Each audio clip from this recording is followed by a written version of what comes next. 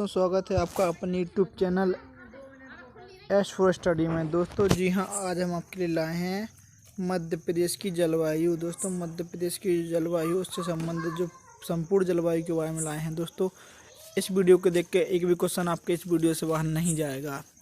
तो चलिए video start करते हैं।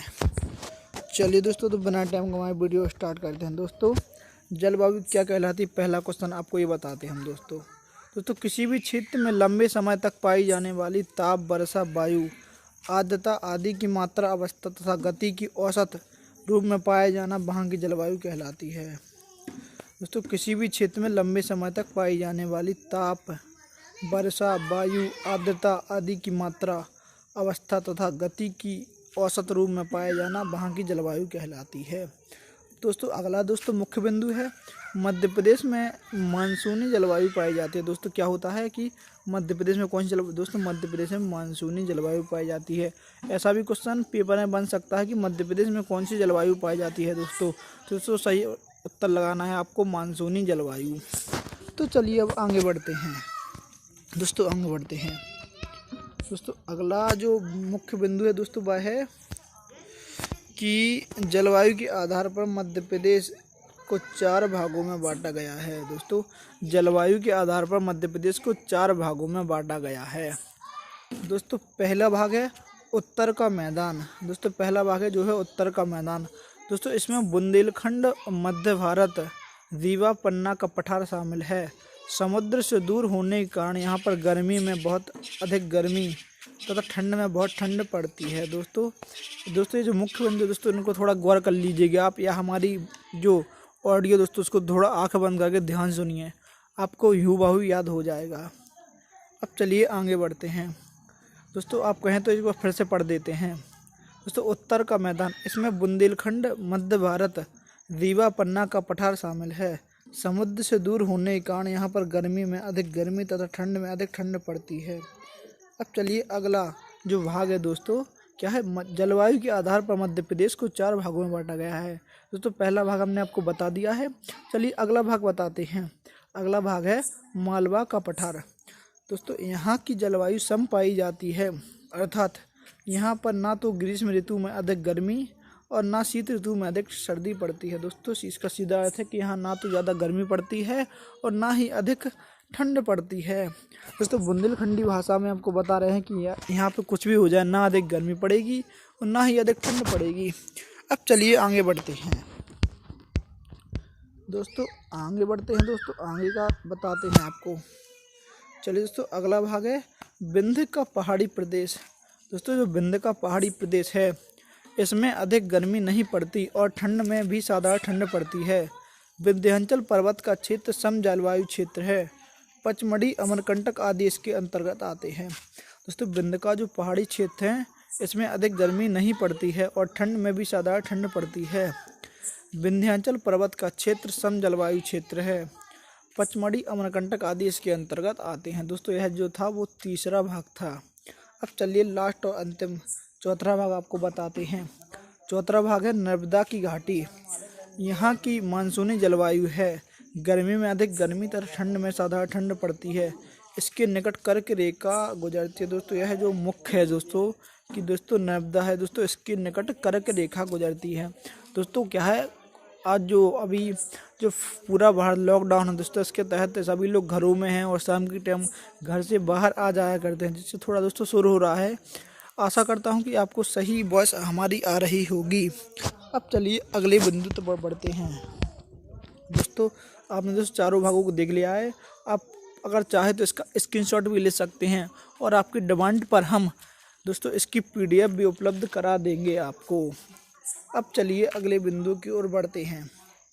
दोस्तों अगला बिंदु है सूर्य की स्थिति में परिवर्तन होने से ताप और दाब में परिवर्तन होने से जलवायु में परिवर्तन होता है। दोस्तों जलवायु में परिवर्तन कैसे आता है, इसका जो हिंदी वर्ड है वो है सूर्य की स्थिति में परिवर्तन होने से ताप और दाब में परिवर्तन होने से जलवायु में परिवर्तन आता है।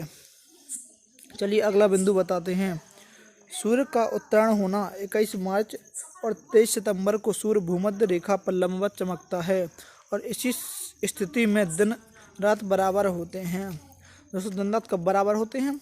सूर्य का उत्तरायण होना 21 मार्च और 23 सितंबर को सूर्य मध्य रेखा पर लंबवत चमकता है और इसी स्थिति में दंडात बराबर होते हैं। दोस्तों यह भी मुख्य बिंदु है। चलिए आगे बढ़ते हैं। दोस्तों 21 जून को सूर्य कर्क रेखा पर लंबवत चमकता है। इस समय उत्तरी गोलार्ध पर ताप बढ़ जाता है। दोस्तों इसका मतलब क्या है कि 21 जून को अधिक गर्मी पड़ती है उत्तरी गोलार्ध पर। अब चलिए आगे बढ़ते हैं। दोस्तों अधिकांश वर्षा दक्षिणी पश्चिमी मानसून से होती है। दोस्तों अधिकांश वर्षा किस लिए होती है? अधिकांश वर्षा दक्षिणी पश्चिमी मानसून से होती है। अब चलिए एक और मुख्य बिंदु आपको बताते हैं। रीवा पन्ना के पठार में दक्षिण पूर्वी मानसून से भी वर्षा होती है। दोस्तों तो रीवा पन्ना का पठार है दोस्तों, इससे दक्षिण पूर्वी मानसून से भी वर्षा हो जाती है। अब चलिए आगे बढ़ते हैं अगले बिंदु की ओर। मध्य प्रदेश में मध्य जून से सितंबर तक वर्षा होती है। दोस्तों तो मध्य प्रदेश में जो 15 जून से दोस्तों सितंबर तक वर्षा होती है।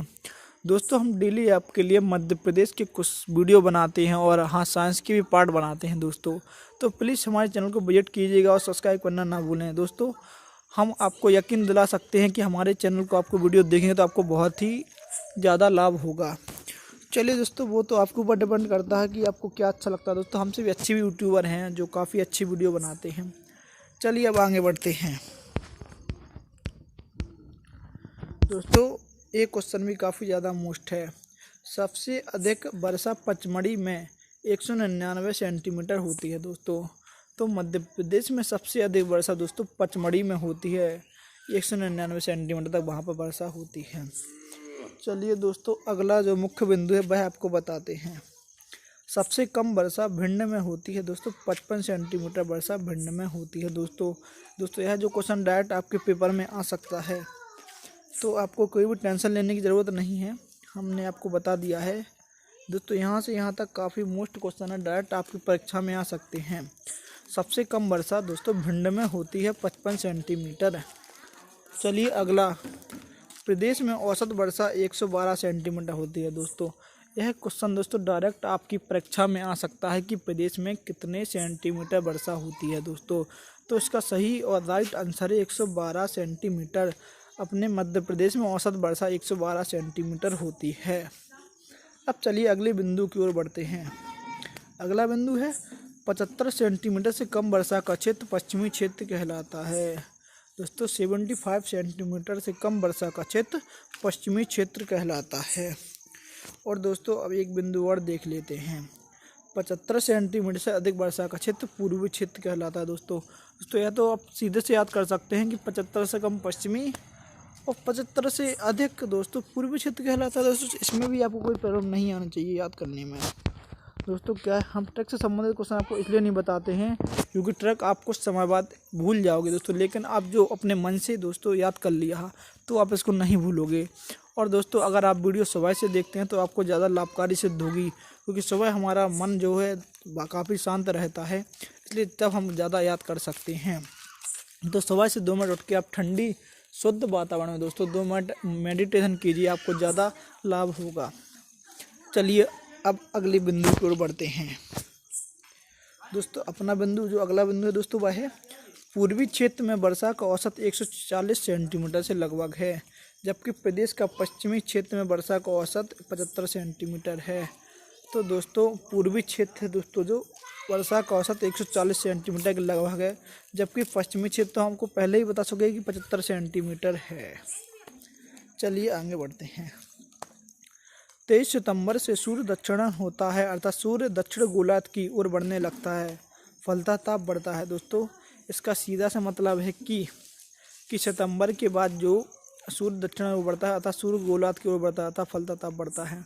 तो सितंबर के बाद गर्मी पड़ने लगती है, इसका सीधा सा अर्थ है। क्योंकि ऐसा नहीं है, क्योंकि ठंड तो दोस्तों जनवरी फरवरी में भी रहती है। अब चलिए अगले बिंदु की ओर बढ़ते हैं। दोस्तों जो अगला बिंदु है वह है कि 22 दिसंबर को सूर्य मकर रेखा पर होता है। दोस्तों 22 दिसंबर को सूर्य मकर रेखा पर होता है।